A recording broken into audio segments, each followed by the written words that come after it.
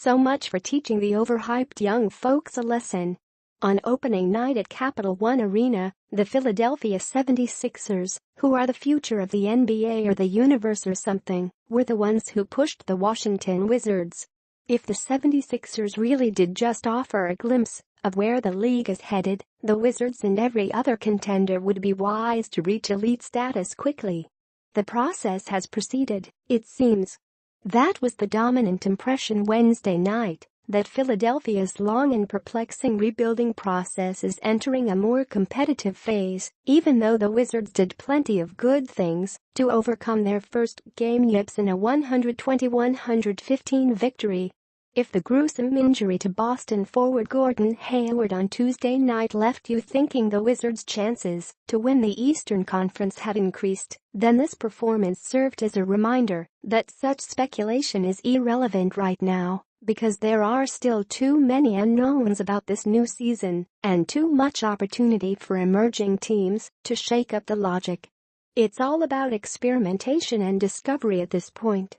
Despite 41 bench points, including a fantastic all-around performance from Kelly Oubre Jr., 14 points, 8 rebounds, 2 steals and 2 blocks, the Wizards still have major problems sustaining leads when they substitute en masse. They still are too lax on defense, and Philadelphia took advantage by making 15 of 35 three-pointers. With Jason Smith exiting the game with the right shoulder sprain, their power forward situation qualifies as temporarily problematic. Starter Markieff Morris is already out for the season's first few weeks. That said, the Wizards remain a dynamic and balanced offensive team. They played their best basketball in the first and third quarters, outscoring Philadelphia 66-46 in those periods. Their max contract trio of John Wall, Bradley Beal and Otto Porter Jr. combined to make just 21 of 56 shots, but you could see why the Wizards are among the safest playoff bets in the East. And with Joel Embiid, the best center ever to play just 31 games over 3 seasons, on the other side, Marcin Gortat was up to the challenge, finishing with 16 points and 17 rebounds. For mid-October basketball, it was riveting entertainment despite a sloppy ending. Philadelphia certainly did its part, with Embiid playing well, 18 points, 13 rebounds, and stretching his playing time restriction from an expected 16 to 20 minutes to nearly 27. Point forward Ben Simmons, the 2016 number 1 overall draft pick who sat out last season with a broken foot, finished with an impressive 18 points, 10 rebounds and 5 assists.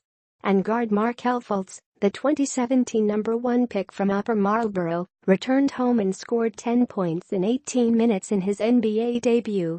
The 76ers made the Wizards look old at times, which is incredibly difficult to do. But in the end, the Green Hoops prodigies just made them mad. And that's when the highlights came. Oubre with a one-handed dunk tip off a Beal jump shot, while dunking left-handed and catching a lob from Beal. Gortat making his Polish hammer gesture after a slam. Much credit to Philly, they have definitely gotten better, Oubre said. They are not the same team they have been in years past. They are actually starting to become a great team. For both teams, it was appropriate that this game was the opener. The Wizards, who still seem like a secret, even after advancing to the second round of the playoffs in 3 of the past 4 years, hosted an ESPN televised event against a team oozing on the league potential.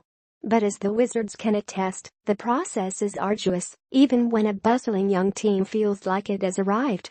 There's nothing harder to do in the NBA than to take a bushel of pre-prime talent and create a winner. The Wizards hope to be in their current position sooner. It's crazy to think, because this group first made the playoffs in 2014, which was the second season that Wall and Beal were together. But it has taken time to reach a level of consistency, and before the season, Wall shed light on an underrated issue when he said, "The toughest thing you have is 2 young players that want to be great. Sometimes it might work, and sometimes it might not work." Think about that. Here's what Wall is saying: it's easier for stars to coexist when there is more separation of age and aspiration and an understanding of the hierarchy. Wall and Beal figured it out. The Sixers have three young potential all-stars trying to mix individual accolades and team success at once. And while they were smart to add veterans J.J. Redick and Amir Johnson, the other role players around Embiid, Simmons, and Fultz are all crazy young. It's not just the inexperience of playing in the NBA that's so difficult. It's the inexperience of sacrificing. How does a young player sacrifice when he aspires to do so much? How does he stay consistently focused